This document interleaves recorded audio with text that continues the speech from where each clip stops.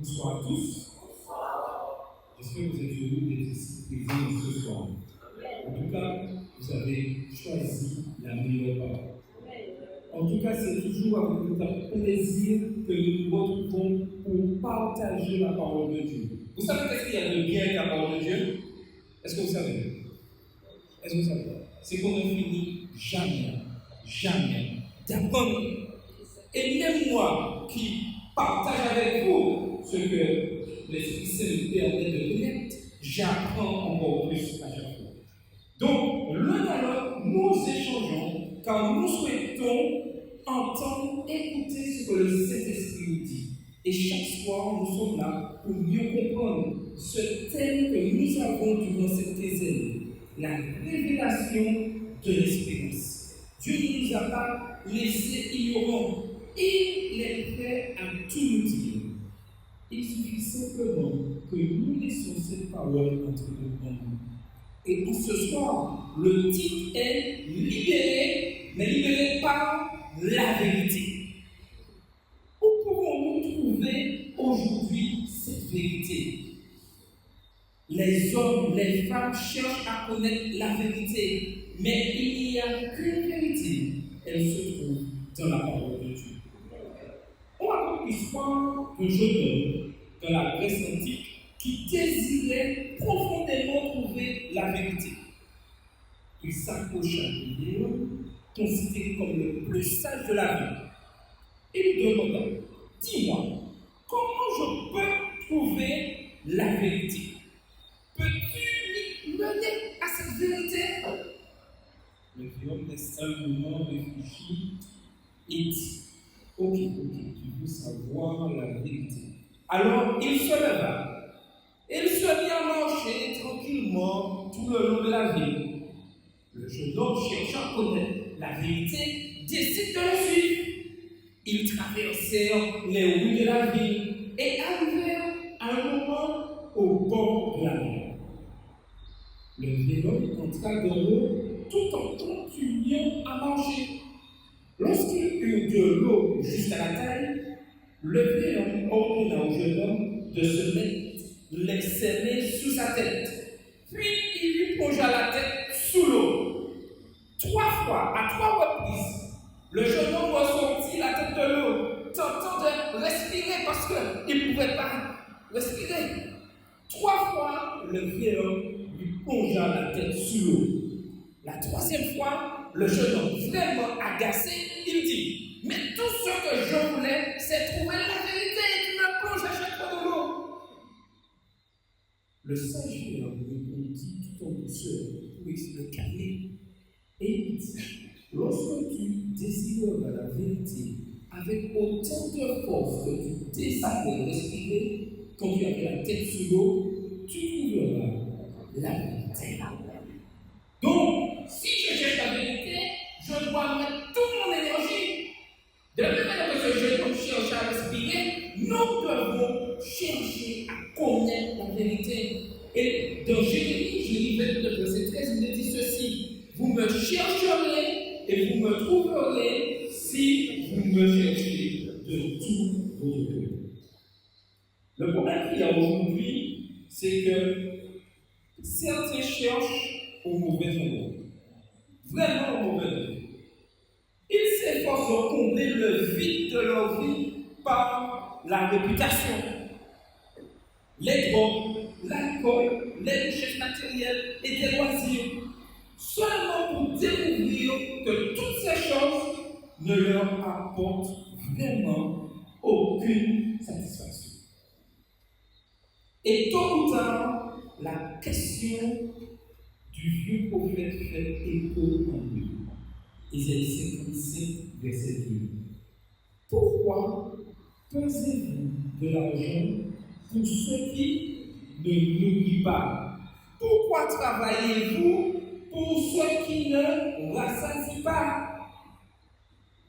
Jésus avait compris, oui, il avait compris ce qu'est la satisfaction passagère de posséder quelque chose qu'on a convoité. Il a déclaré dans Luc 12, verset 15: la vie de l'homme ne dépend pas de ses biens. Serait-il dans la bourse? Voici déjà une première vérité. La vie, notre vie ne dépend pas de ce que nous avons. Est-ce que vous savez cela? Et ça, c'est une justice de Dieu. Imaginez-vous que votre vie dépendait de votre compte en banque. Je suis prêt à parier en ce soir que tous ceux qui sont présents là, nous aurions été vraiment bêtises. Et que certains, que nous connaissons que nous voyons à la télé, auraient eu la vie éternelle. Mais est-ce que c'est les milliards qu'ils possèdent qui leur permettent d'avoir la vie éternelle? Non. Et ça, c'est une justice de Dieu. Le matérialisme ne satisfait pas. Les choses ne peuvent pas nous apporter le bonheur. Et nous le voyons aujourd'hui dans la société. beaucoup de personnes qui ont des richesses, je dis que bizarrement, malgré toute leur richesse, on entend qu'ils se suicident, qu'ils se jettent dans la drogue, qu'ils ont tout normalement, bien, tout ce qu'ils ont des serviteurs, mais ils se sentent mal. Malheureusement, de nouvelles églises apparaissent rapidement dans le monde entier. Chaque prétend être le peuple spécial de Dieu. On l'entend partout. Détenteur de messages de vérité destinés au monde entier. On entend ça. Cependant, un examen de ces prétentions montre à l'évidence que toutes ces prétentions ne peuvent être vraies en même temps. Tout revendique la Bible, oui, comme fondement de leur croyance, mais leur enseignement diffère considérablement.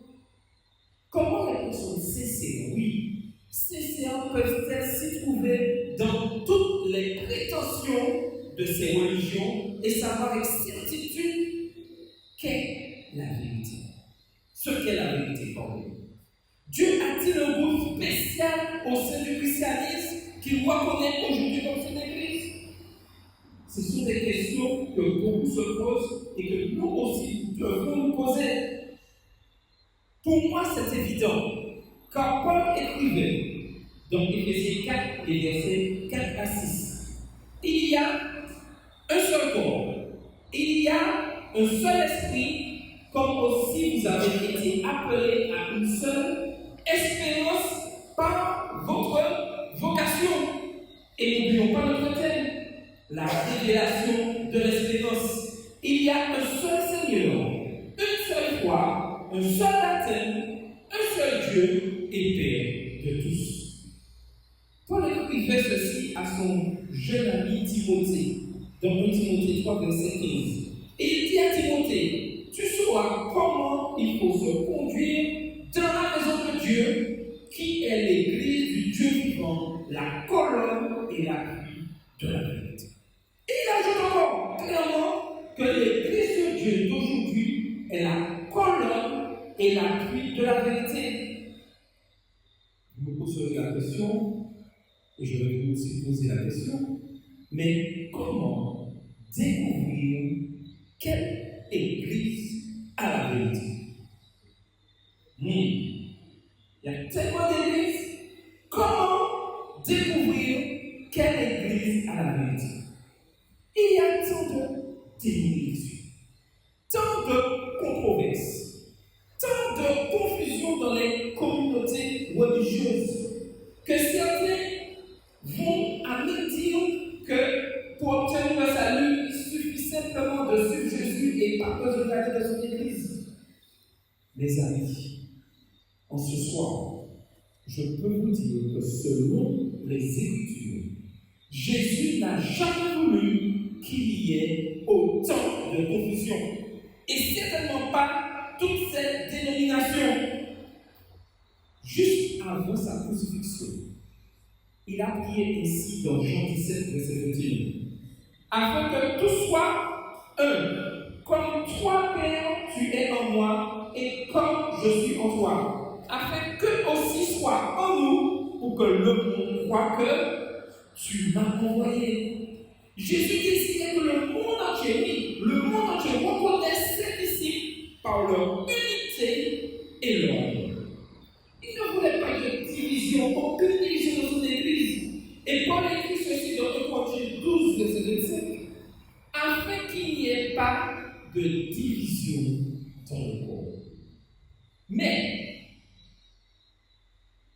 il annonça qu'il viendrait une apostasie et avec elle la division.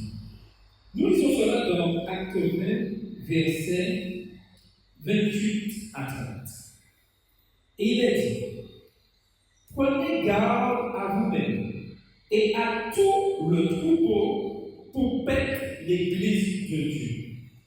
Je sais, et Paul le dit clairement, je sais qu'il s'introduira parmi vous après le départ des loups cruels qui n'épargneront pas le troupeau et qu'il s'élèvera du milieu de vous des hommes qui feront quoi? des choses pernicieuses pour entraîner les disciples après eux. Donc, nous avons déjà une explication pourquoi il y a autant de dénominations. En tournant les pages de l'histoire de l'Église, nous découvrons que c'est exactement ce qui s'est passé. Des faux docteurs apparus, et certaines personnes acceptèrent leurs erreurs et quittèrent l'Église. D'autres tombèrent malheureusement dans la confusion. Des disciples furent détournés et il y eut une apostasie graduelle par rapport aux enseignements de Jésus. Mais à travers tout cela, oui, à travers tout cela, Dieu a eu une Église qui est demeurée fidèle à sa parole. Nous n'avons pas besoin d'étudier les enseignements de toutes les dénominations pendant de longues heures. Si nous connaissons les caractéristiques de la véritable Église de Dieu, telles qu'elles sont indiquées dans la Bible, Dieu ne nous laisse pas deviner laquelle c'est. Il nous a donné dans sa parole les faits nécessaires. J'ai une question pour vous. Dans une banque, il y a de l'argent qui circule. Et il y a des hommes qui sont spécialistes de reconnaître des vrais et des faux billets. Comment ils font? Dites-moi. Il faut comment? Qui a une idée? Il faut quoi?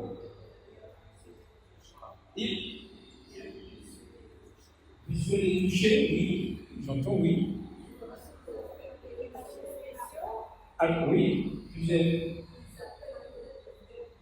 ils apprennent à connaître les vrais billets. Comment ils font? En faisant quoi? En regardant. Ok.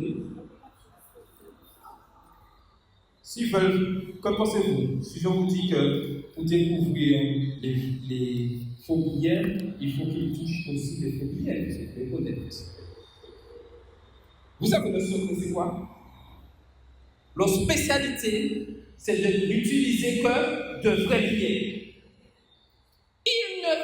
Tous les jours, ils ne touchent que de vrais billets. Ils connaissent ce que c'est un vrai billet, leur caractéristique de ce billet. C'est-à-dire, quand un faux billet arrive, ils peuvent dire tout de suite, c'est un faux.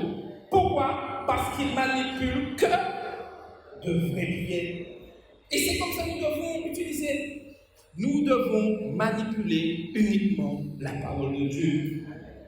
Lorsque nous cherchons à mélanger les choses, nos envies dedans, nous nous mettons en difficulté.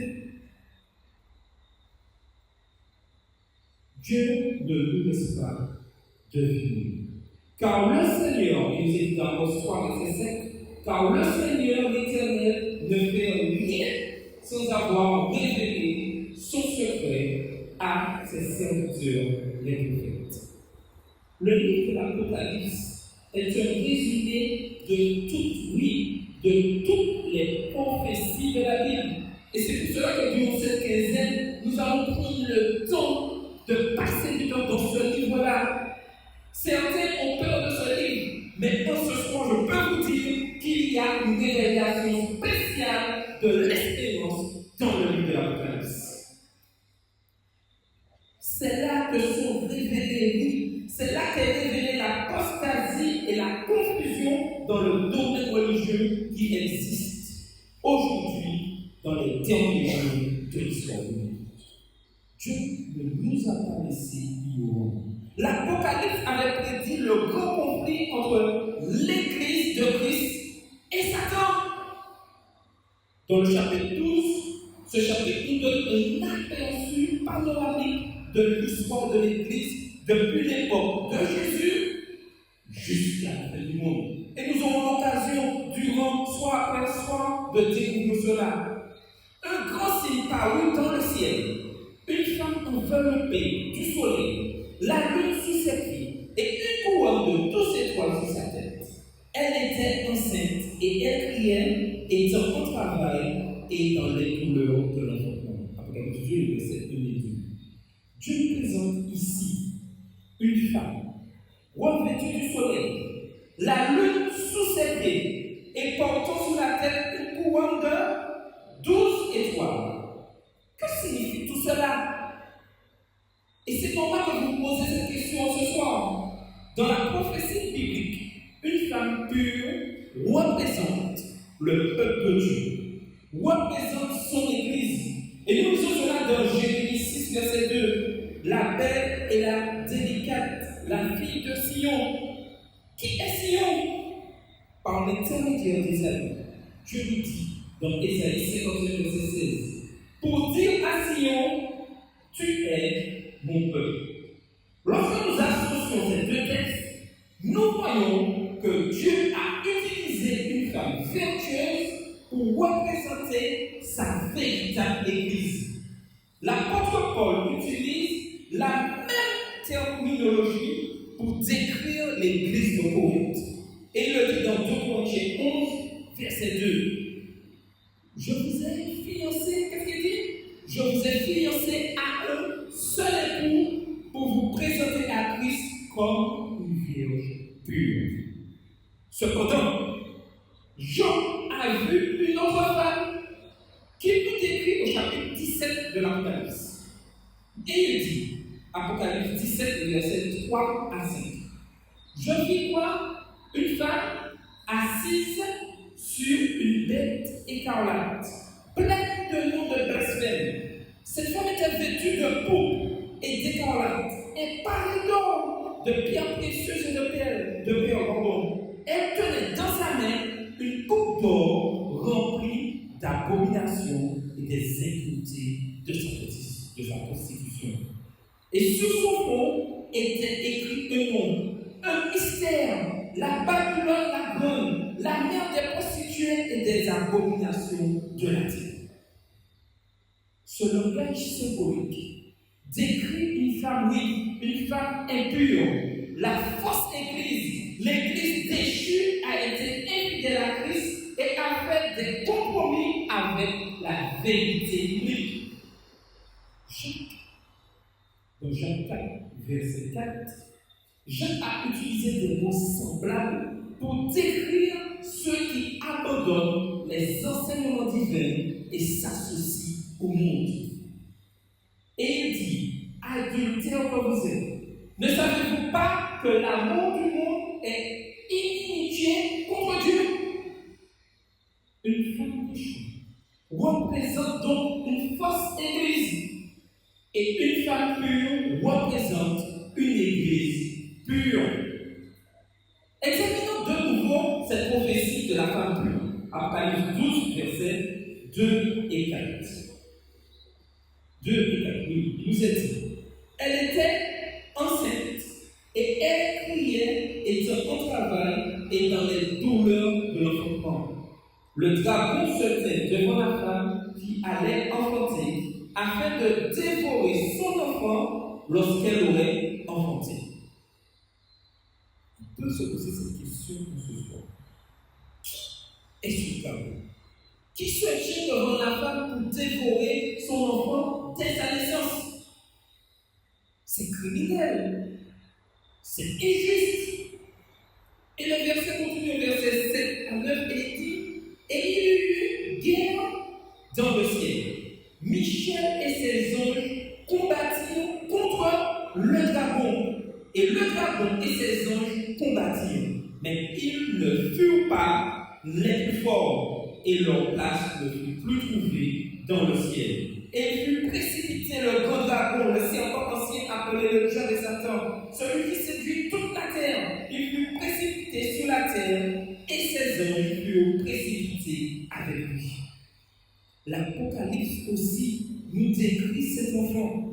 Et il le dit dans verset 5 Apocalypse 12. Elle enfanta un fils qui doit paître toutes les nations avec une vierge de fer. Et son enfant fut enlevé vers Dieu et vers son trône. Un seul enfant, oui. Un seul enfant dont toute l'histoire du monde que nous connaissons devait paître toutes les nations avec une vierge de fer. Et être enlevé vers Dieu et son trône. Et cet enfant, c'est Jésus lui-même. Maintenant, Jésus est monté au ciel. Parlons maintenant de son second avènement. Et je continue et le dis dans Apocalypse 2, verset 15. De sa bouche sortait une épée aiguë pour frapper les nations et il les pétra avec une verge de fer. Et Paul nous décrit quelque chose encore plus magnifique. Comment Jésus fut enlevé vers Dieu et vers son trône. Il nous dit dans Éphésiens 1, verset 20. Lorsque Dieu, en le ressuscitant des morts, c'est-à-dire Jésus, et en le faisant asseoir à sa droite dans les lieux célestes. Voilà où se trouve Jésus. La guerre, nous la connaissons, a commencé dans le ciel et elle s'est étendue sur notre terre par l'intermédiaire, de la mort païenne. Satan tenta de supprimer Jésus dès sa naissance. Satan savait l'importance de la mission de Jésus. Il savait que si cette mission arrivait jusqu'au bout, son affaire serait ruinée. Donc, il a mis en place une stratégie afin de pouvoir détruire la mission de Jésus. Et nous le voyons dès le départ. Le roi Hérode ordonna que tous les enfants mâles de 2 ans et en dessous soient mis à mort. Mais un ange, car Dieu n'abandonne jamais ses enfants. Mais un ange avertit Joseph et Marie qui s'enfuient avec Jésus en Égypte. J'ai une question. Dieu peut utiliser un autre moyen pour sauver Jésus. Dites-moi. Possible ou pas? Possible ou pas? Dieu aurait pu aussi détruire Satan dès le départ. Comme ça, on aurait été. Oui, attends, il ne va pas pécher, parce que. Mais Dieu est amour. Et il souhaite que chacun reconnaisse que lui-même il est amour et qu'il est chacun d'entre nous. Et il laisse des fois les choses aller, laisse l'ennemi nous maltraiter. Mais il est toujours un ange là auprès de nous pour nous intervenir par le Saint-Esprit afin que nous puissions éviter ces obstacles. Et c'est pour ça que l'ange avait dit Joseph et Marie et Jésus avec Jésus, ils sont venus. Le démon tenta Jésus pendant tout son ministère. Vous imaginez? Pendant tout son ministère, Satan était derrière Jésus comme ça. Alors, allez voir nous qui sommes maintenant là. Jésus était sans péché.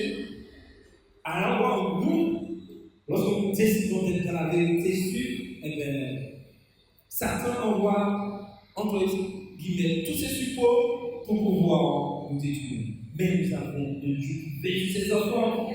Lorsque le corps de Jésus fut sur la croix, Satan pensait, voilà, j'ai gagné, super, Jésus est sur la croix et il va mourir.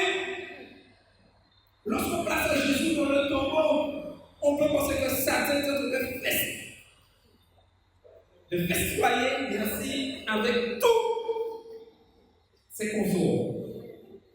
Et j'imagine ça doit être une belle fête. Satan était sûr de son affaire, Jésus dans le tombeau, et il permit, il dit, et on va oui, mais envoie des gars pour garder ça. Et je suis sûr qu'il y avait des anges marins qui étaient là debout pour bien garder de l'autre souffrance. Mais, le tombeau vide sonna l'heure de la défaite de Satan. Christ ressuscita et monta vers le trône de son Père. La prophétie s'est réalisée à l'heure exactement où elle devait se réaliser. Et Satan a perdu. Et nous avons cette assurance et nous devons marcher jour après jour dans cette assurance.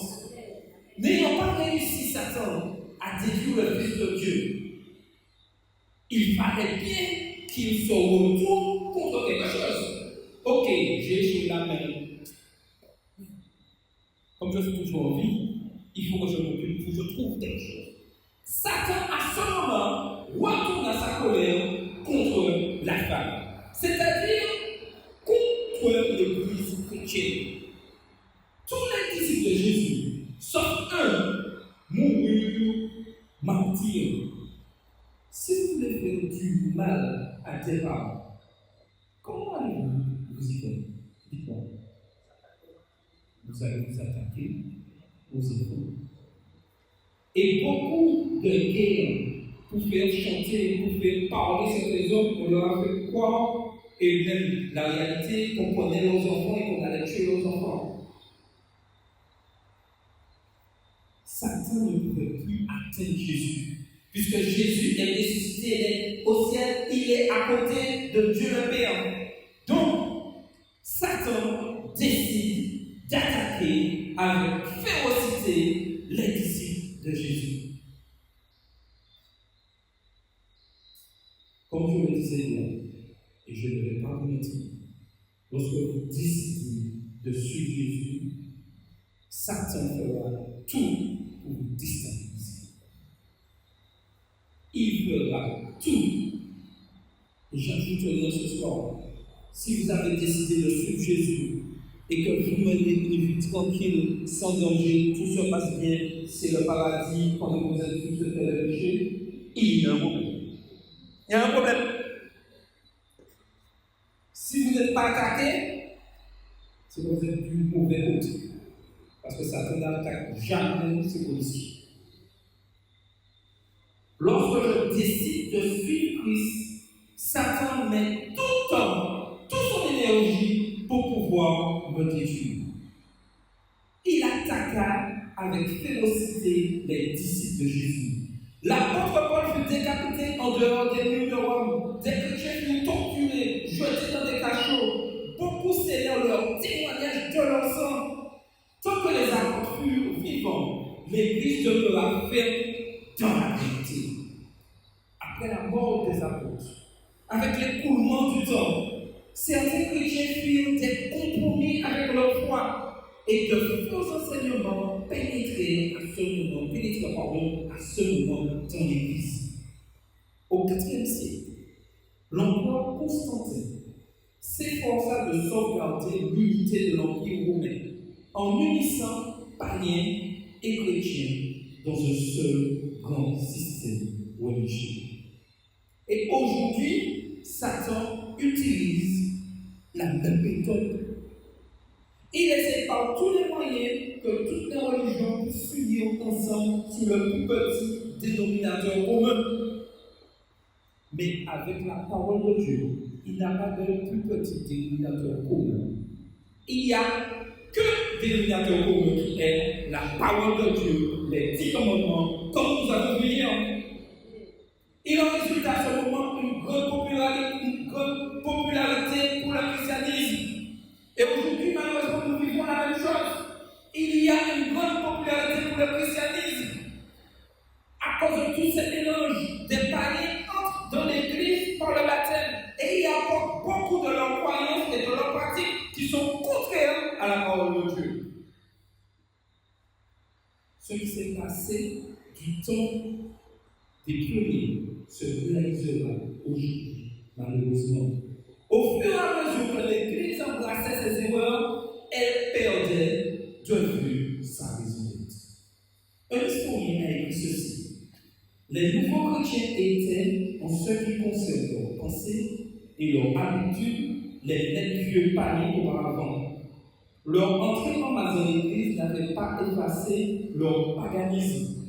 Bien au contraire, l'entrée massive des païens baptisés dans l'Église signifiait que le paganisme avait dilué les énergies morales du christianisme, organisées au point de le rendre impotent. Des sectes de christianisme, ceci est extrait du livre Des sectes de christianisme, une histoire concise à la page 58. Cependant, au cours de cette époque, de nombreux chrétiens demeurèrent fidèles aux vérités divines et protestèrent contre les changements qui s'étaient introduits dans l'Église. Ils refusèrent de faire des compromis et beaucoup furent persécutés à cause de leur position courageuse. Et lorsque le Saint-Esprit nous parle, nous montre les vérités, quel choix faisons-nous? Ils refusèrent de faire des compromis, bien plusieurs des édits considérant comme un délit dignement de rejeter les fausses pratiques de l'Église d'État. Prédisant cette époque, Jean a écrit ceci dans Apocalypse 12, verset 13. Le dragon poursuivit la femme qui avait enfanté le Fils. Et qu'arrive-t-il à cette femme? Dans au verset 6 d'Apocalypse 12, la femme s'enfuit dans le désert où elle avait un lieu préparé par Dieu afin d'y être nourrie pendant 1260 jours. Remarquez que Dieu a révélé pendant combien de temps son peuple allait être persécuté. 1260 jours. Ne vous inquiétez pas. Si vous ne retenez pas tous ces chiffres, ce n'est pas grave. Nous aurons l'occasion durant cette année de revenir là-dessus. Souvent, vous allez voir que je me répète afin que nous puissions bien comprendre cette révélation de l'espérance. Nous comprendrons à la fin de cette quinzaine pourquoi Dieu a placé l'Apocalypse au cœur de la mission de notre mission aujourd'hui.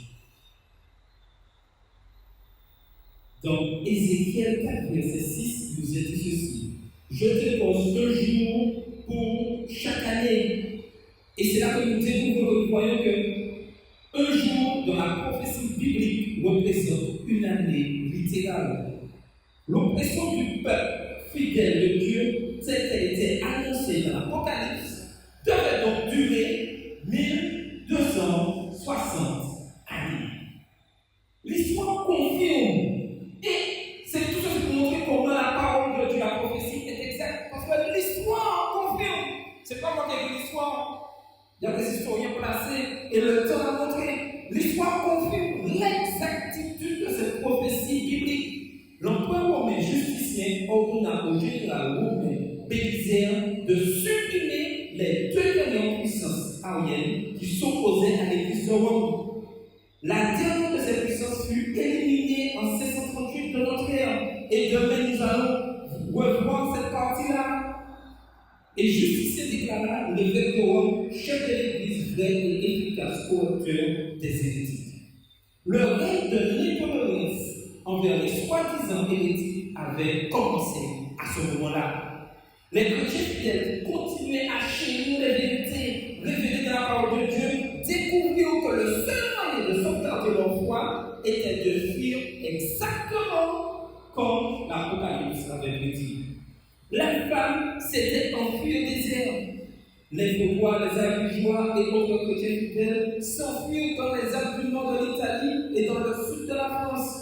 Et les Huguenots s'éparpillèrent dans toute la France. Ils s'installèrent dans des vallées retirées, des cavernes et des montagnes élevées. Ne vous inquiétez pas, si vous n'allez pas retenir tous ces noms, nous allons écouter ça pour vous. Donc, vous savez, ça va rentrer au fur et à mesure. Ne vous inquiétez pas. Ils furent poursuivis comme de vulgaires criminels et beaucoup perdirent la vie. Leur seul crime était de ne pas vouloir abandonner les enseignements de Jésus. Des millions de chrétiens préfèrent mourir plutôt que de faire des compromis avec leur foi. Certains historiens estiment à 50 millions, oui, le nombre de victimes. Beaucoup de ceux qui furent mis à mort furent martyrisés par des chrétiens de profession qui croyaient faire la volonté de Dieu. Mais au final, la vérité divine triompha. La Bible fut traduite dans la langue du peuple et grâce à l'émotion de l'épidémie se répandit dans le monde entier.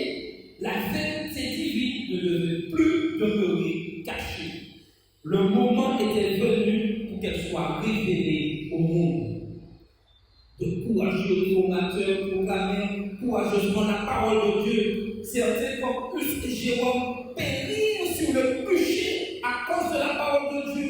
D'autres comme Luther, Wycliffe et Tyndale furent poursuivis et persécutés. Cependant, avec la découverte de l'Amérique, une nouvelle liberté et un nouveau lieu de refuge s'offrirent aux chrétiens persécutés de l'Europe. Sur les rives, une nouvelle nation fut posée, les fondements de la liberté civile et de la liberté religieuse. L'époque de compromis et de persécution prédite dans le chapitre 12 de l'Apocalypse prit fin en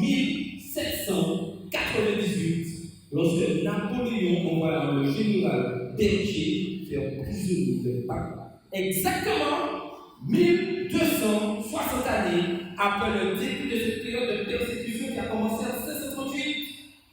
Lorsque cette période prophétique fut faite, Dieu avait encore un groupe de fidèles croyants, restés fidèles à la Bible et à ses enseignements.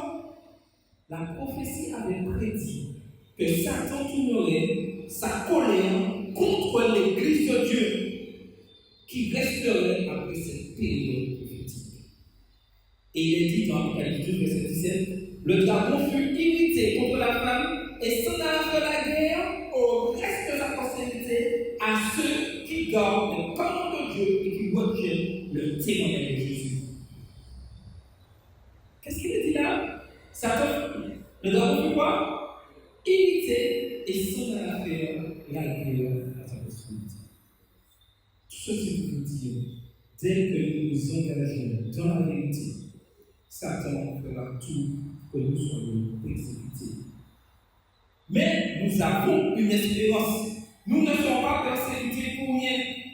Un reste, c'est quoi? Par exemple, le morceau de tissu qui reste après qu'on ait prélevé un morceau plus grand.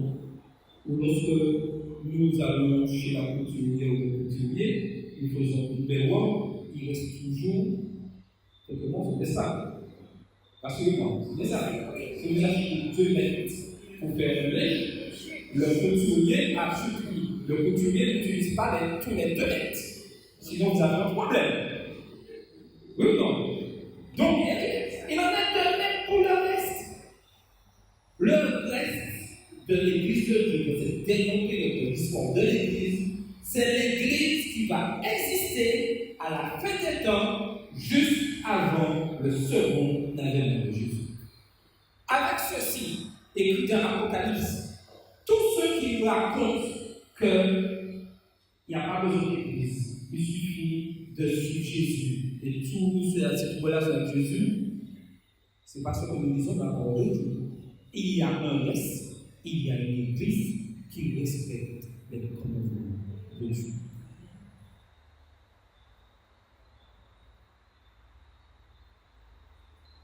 Cette église sera persécutée.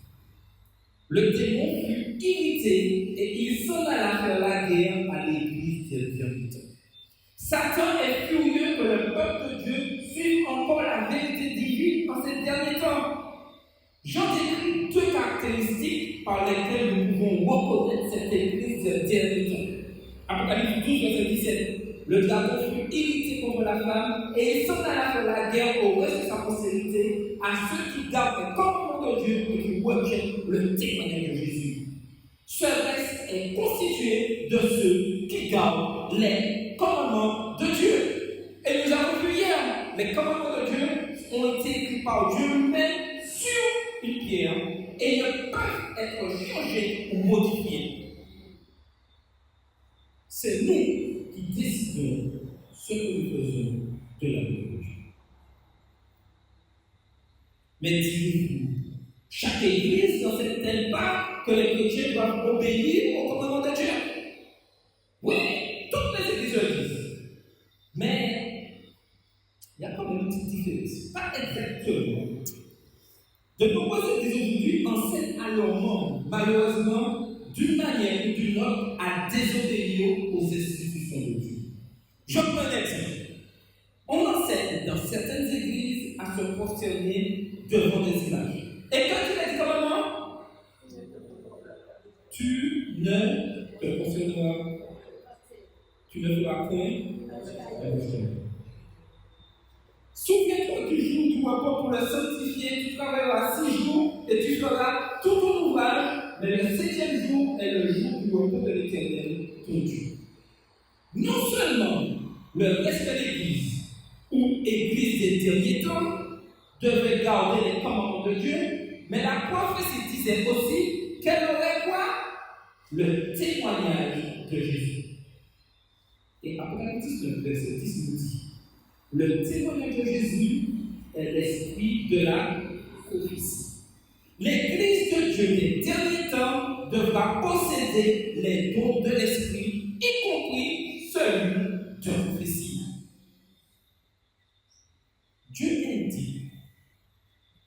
plusieurs caractéristiques pour nous aider dans notre recherche de son Église d'éternité. Cet ordre de prêcher l'évangile éternel dans le monde entier est symbolisé dans le chapitre 14 du livre de l'Apocalypse par 3 anges volant dans le ciel. La première partie de ce petit message met l'accent sur deux grandes vérités qui doivent être communiquées à tous les hommes. Et il est dit, les versets 6 et 7 d'Apocalypse 14, je vis un autre ange qui volait au milieu du ciel. Il avait un évangile éternel pour l'annoncer aux habitants de la terre, à toute nation, à toute tribu, à toute langue et à tout peuple. Il disait d'une voix forte, craignez Dieu et donnez-lui gloire, car l'heure de son jugement est venue, et adorez celui qui a fait le ciel, la terre, la mer et les sources d'eau. Son peuple se consacrera à la mission d'apporter l'évangile au monde entier. C'est un avertissement qui est adressé aux habitants de la terre dans les derniers temps, pour qu'ils se souviennent que le jour du jugement est arrivé. Comme nous le voulons ou pas, le jour du jugement est arrivé.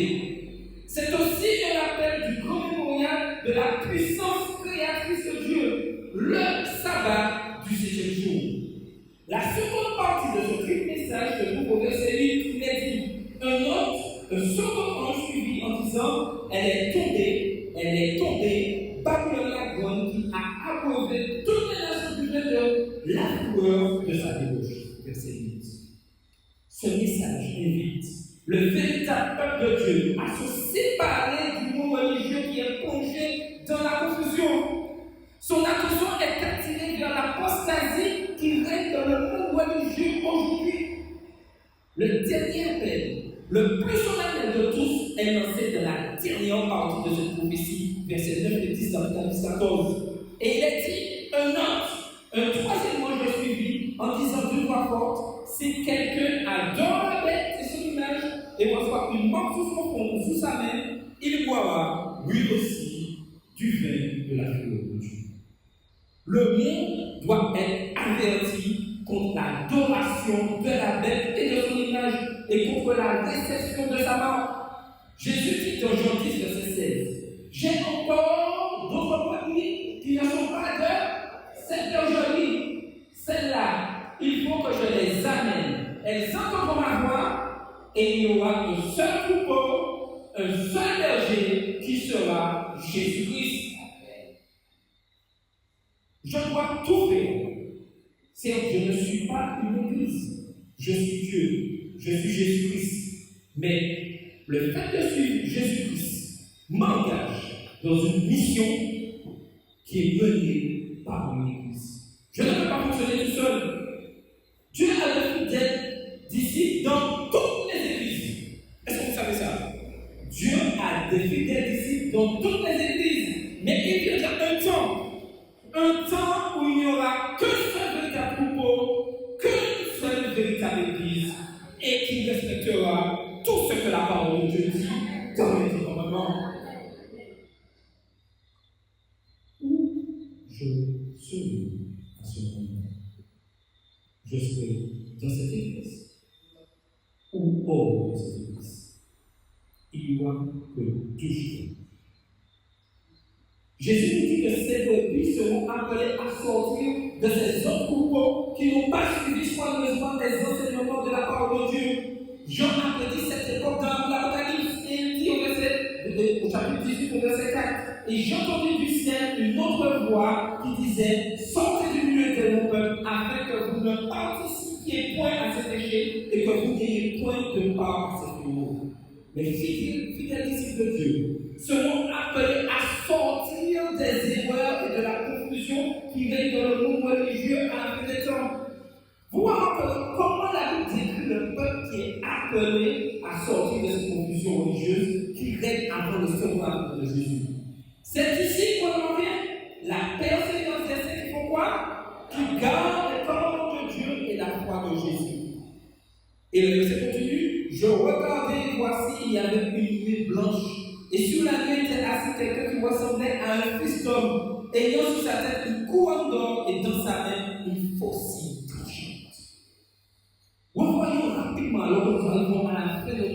ce soir. Revoyons brièvement quelques-unes des caractéristiques de l'Église de Dieu des derniers temps telles qu'elles sont indiquées dans la Bible. L'Église de Dieu devait apparaître après la terrible période de persécution qui a pris fin en 1798, nous l'avons dit. Elle devait avoir quoi? La foi de Jésus, ce qui l'amènerait à garder tous les commandements de Dieu.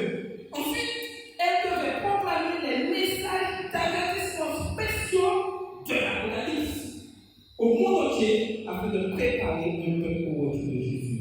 Elle devait avoir les dons de l'esprit, y compris celui de la prophétie. Toutes les églises peuvent se ressembler au premier regard, mais en étudiant la description de la véritable église dans la parole de Dieu, il est très facile, oui, il est très facile d'éliminer celles qui ne possèdent pas ces caractéristiques.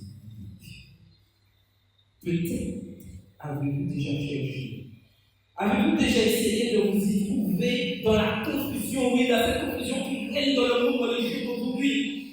Avez-vous essayé de trouver quelle est la véritable église de Dieu? Je crois en ce soir qu'il n'existe qu'une seule véritable église. C'est une église qui croit à la Bible. C'est une église qui est centrée sur Christ, qui observe le sabbat. Le mouvement adventiste mondial correspond à cette description. C'est pourquoi je suis membre de l'église adventiste du 7e jour. Je crois, oui, je crois que cette église possède toutes les caractéristiques énumérées par la prophétie biblique. Dieu ne force personne, mais la vérité, elle est là. Soit je l'accepte, soit je la repousse. Lorsque nous avons étudié et découvrons cette prophétie que nous avons vue samedi, avec ces statuts, nous avons pu voir clairement que Dieu dirige le monde et qu'il est au contrôle du monde. Et demain soir, nous allons revenir sur ces statuts afin de mieux comprendre que Dieu est toujours au contrôle des choses. Mais il ne suffit pas de connaître tous ces faits bibliques. Il ne suffit pas de connaître toute l'histoire. Pour jouir de la paix, du bonheur, du découle du manche total de Jésus, il est nécessaire de prendre position et de suivre la vérité telle qu'elle est révélée dans la parole de Dieu. Aujourd'hui, chacun devra prendre position. Et il n'y a que deux choix. Il n'y a que deux chemins. Vous pouvez le faire comme vous voulez, calculer comme vous le voulez. Il n'y a que deux chemins. Le chemin de la vérité ou le chemin du mensonge. Mais comme je le disais tout à l'heure, Dieu a des enfants partout. Et il sait combien sont fidèles. La question que je dois me poser, je ne dois pas chercher à savoir qui est fidèle dans cette dénomination. Non. Est-ce que je suis fidèle à la parole de Dieu? Et le reste viendra ensuite.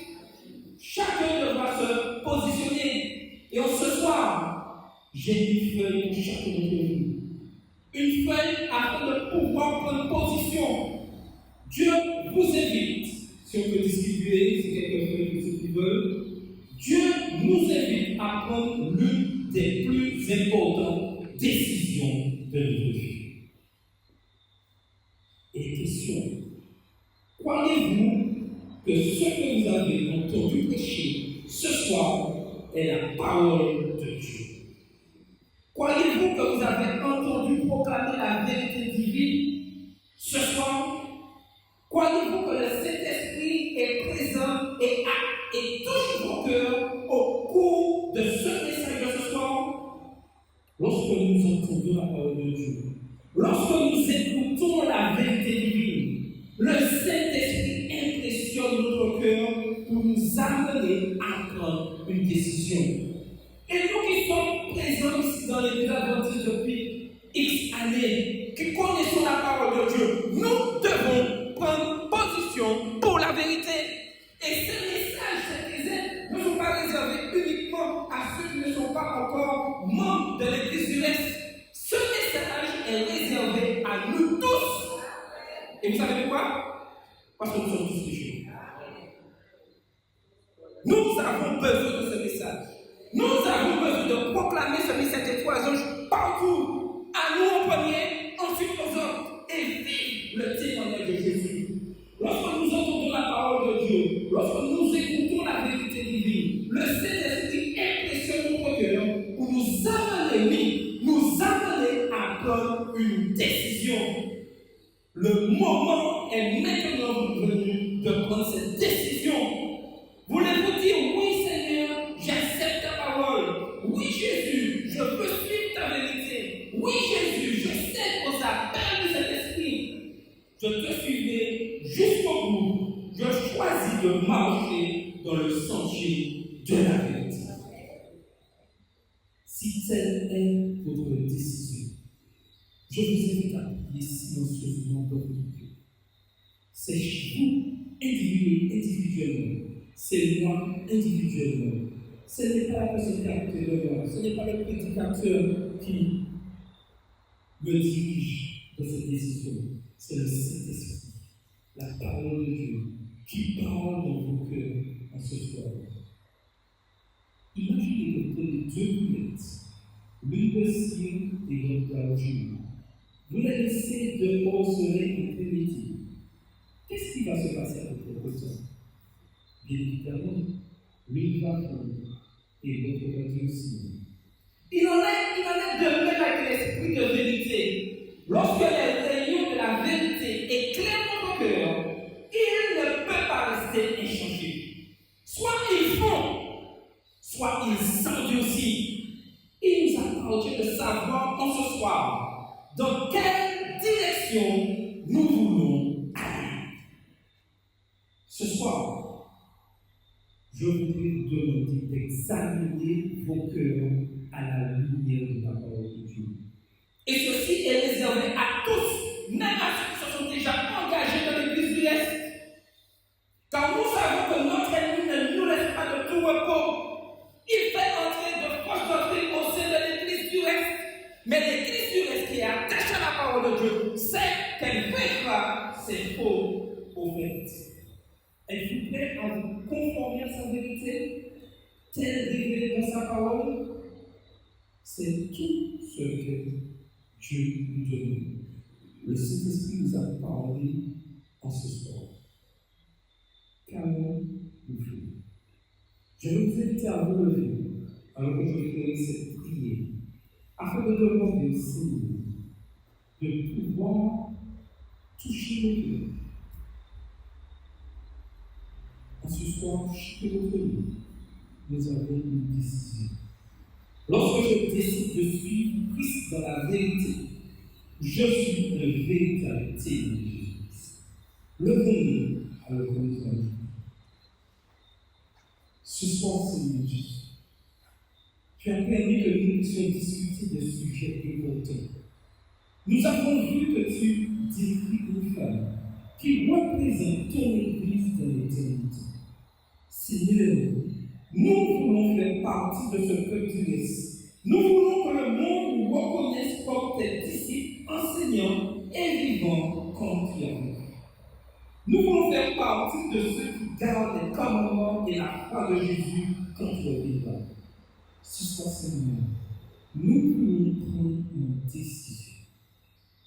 Beaucoup ont entendu ta voix et veulent te suivre. Bénis-les, tu connais le cœur de chacun. Nous savons que tu as des fidèles serviteurs de toutes les dénominations. Permets que cette parole, ce message puisse les toucher, afin qu'ils décident de marcher dans l'amour de la vérité. Que leur cœur puisse rester malléable, toujours prêt à obéir à l'esprit qui les conduit par la parole. Que nos cœurs ne s'endurcissent pas lorsqu'ils sont confrontés à la vérité. Que personne ici ne décide d'avoir un cœur d'argile, mais que nous puissions fondre lorsque nous sommes touchés par la parole de Dieu. Donne-nous de bien comprendre ta volonté, que nous soyons bien disposés à la suivre. C'est notre prière ce soir, notre désir ce soir, notre décision ce soir. Au nom de Jésus. Amen. Je vous invite demain soir à être présent et nous allons voir la plus grande surprise de l'Apocalypse. Demain soir, nous allons revoir ce que nous avons vu samedi. Car il faut vraiment que lorsque nous avons décidé de suivre la vérité, que nous puissions maîtriser cette vérité. Donc nous reviendrons demain soir sur le message de samedi. Bonne soirée à tous et que le Seigneur vous bénisse. Amen.